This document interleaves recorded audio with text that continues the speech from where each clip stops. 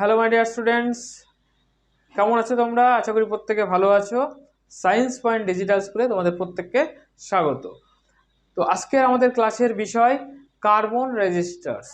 খুব ইম্পর্টেন্ট একটা পয়েন্ট নিয়ে আজকে আলোচনা করব।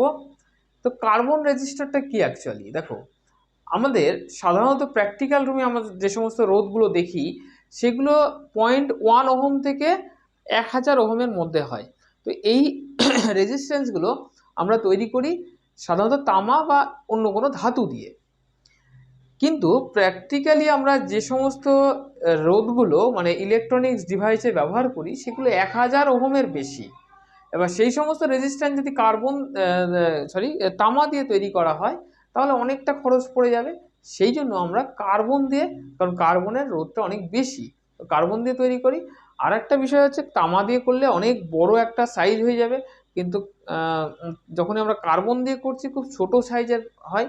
তোমরা যে কোনো ইলেকট্রনিক্স ডিভাইস যদি মানে পুরনো জিনিস ভেঙে ফেলো, মানে মোবাইলের চার্জার হতে পারে, তো সেখানে দেখবে এইরকম দেখতে একটা রোদ থাকে এবং তার গায়ের ওপর দেখবে অনেকগুলো কালার থাকে।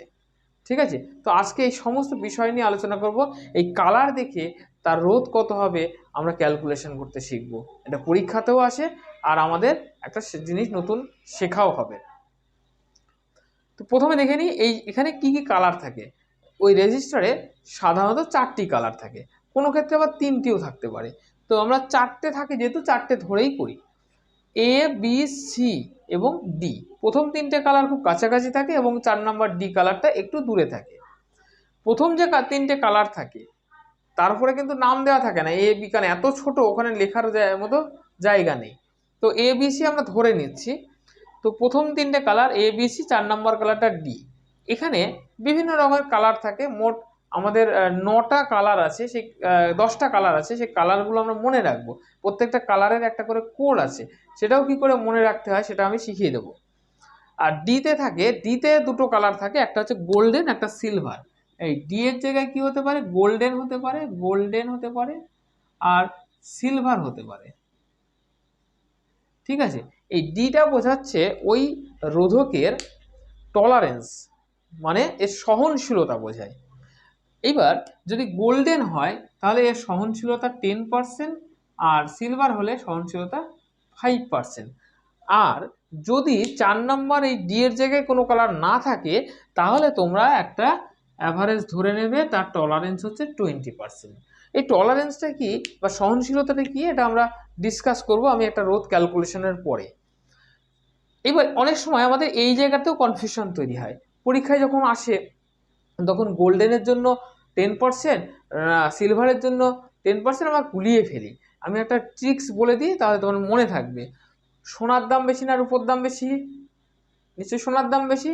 তাহলে যার দাম বেশি তার টলারেন্স বা সহনশীলতা বেশি। আশা করি এবার আর ভুলবে না। সোনার একটা 5 একটা 10, তাহলে রূপোর দাম কম, তাহলে রূপোর 5%, সোনা 10%। ব্যাস, এটা ক্লিয়ার হলো। এখনো বাকি আছে, কি বাকি আছে?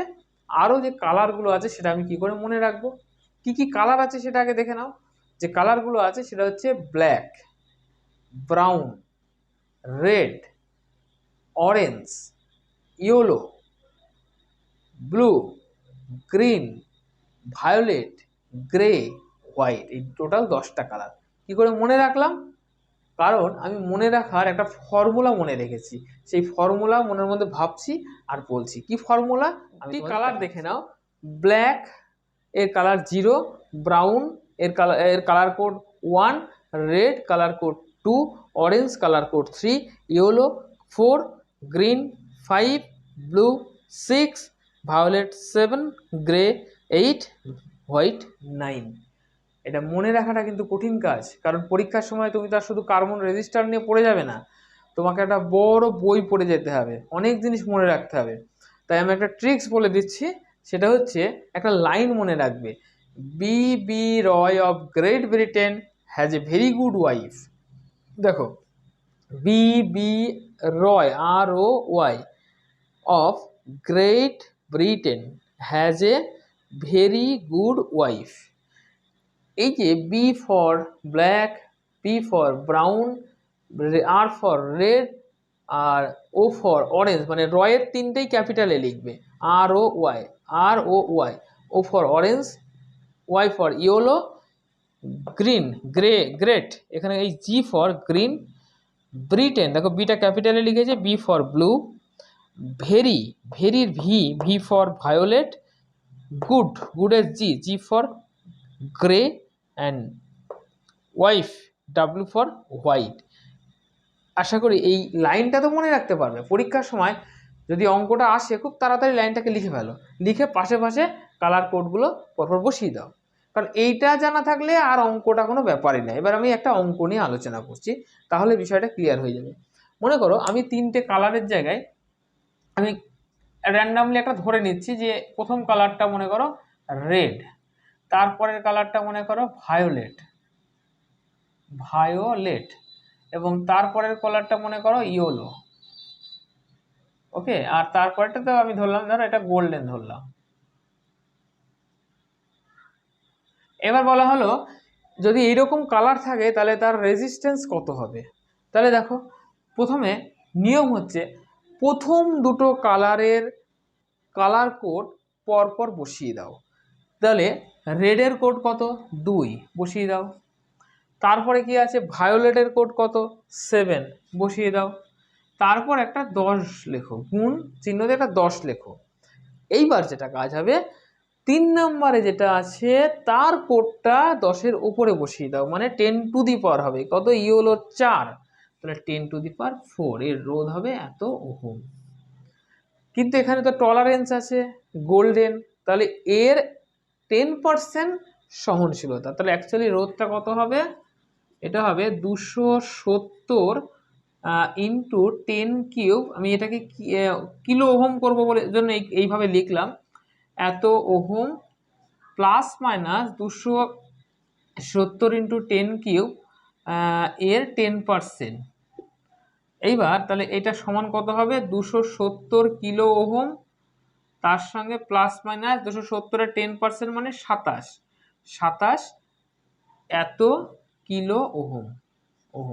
তার মানে ওই যে রেজিস্ট্যান্সটা আমি নিলাম, তার রেজিস্টারটা নিলাম, তার রেজিস্ট্যান্স কত হবে 270 প্লাস মাইনাস 27 এত কিলো ওহম।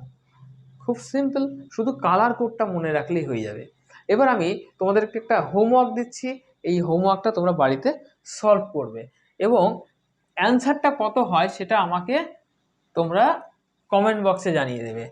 আমি যে তিনটে কালার দিচ্ছি এটা আমি দিলাম ইয়েলো, ঠিক আছে, এবং বি কালারটা আমি দিলাম ভায়োলেট, এবং সি কালারটা